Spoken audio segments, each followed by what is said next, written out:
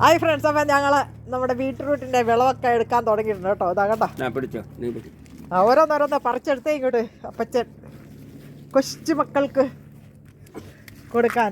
ഇതാ കേട്ടോ, അടിപൊളി, നല്ല വലുതാന്നല്ലേ. നാട്ടടുത്ത് വരുന്നത് അത് കഴിച്ചാടാ, ഭയങ്കര വലുതാ. അടിപൊളി. ഇത് അടുത്തോ അതിനെക്കാളും വലുത്.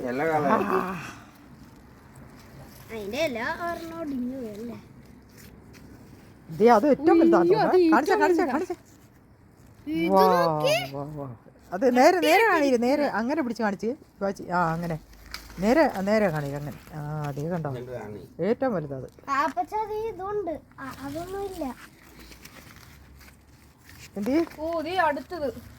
ഇത് ഏറ്റവും വലുതാണല്ലോ. വലുത് വലുത് വലുത്. സക്സസ് സക്സസ്, നമ്മുടെ അല്ല കൃഷി സക്സസ് ആയി. അതായത്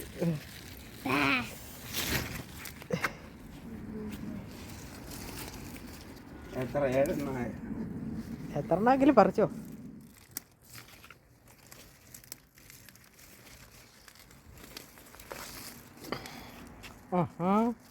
അത് അടിക്ക് വേര് കണ്ടോ, അടിക്ക് വേരുണ്ട് കണ്ടോ അതിൻ്റെ.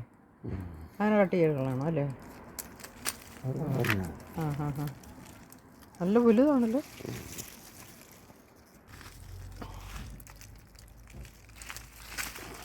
ഉണ്ട് അതിൻ്റെ അടിക്ക് വേര്.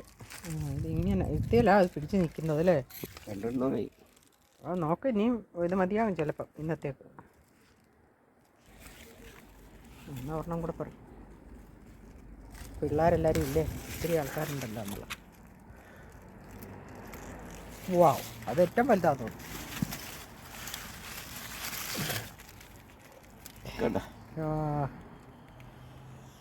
കർഷകൻ.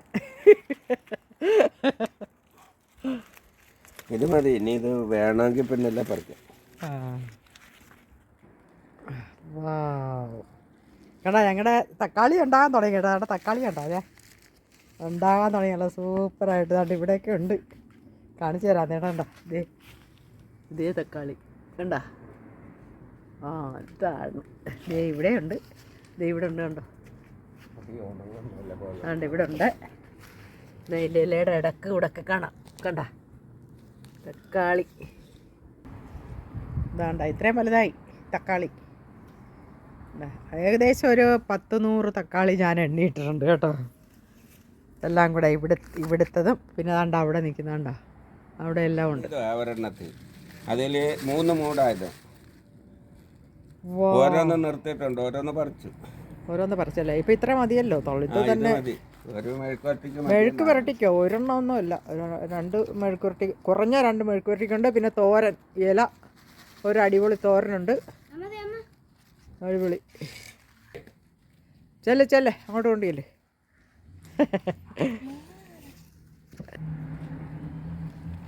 നല്ല വലുതാ കേട്ടോ, നല്ല വലുതാ. ഇല തോരനും വെക്കാം അല്ലേ, മെഴുക്കുവരട്ടിയും വെക്കാം. നമുക്ക് ഒരു പിടിക്ക് 2 കഷ്ണം പോരണ പോലെ. അതെ അതെ.